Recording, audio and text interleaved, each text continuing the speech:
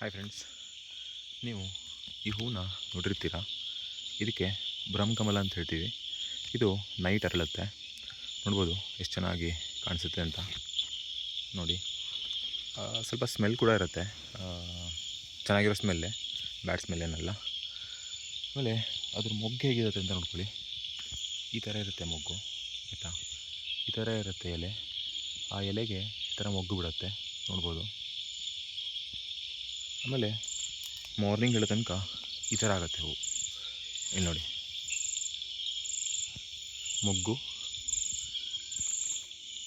ಇದು ಹೂವು, ಆಮೇಲೆ ಈ ಥರ ಆಗುತ್ತೆ. ನೋಡ್ಬೋದು, ತುಂಬ ಬಿಟ್ಟಿದೆ, ತುಂಬ ಮೊಗ್ಗಿದೆ. ಸೊ ಡೈಲಿ ಒಂದೆರಡು ಆಗುತ್ತೆ ಈ ಥರ.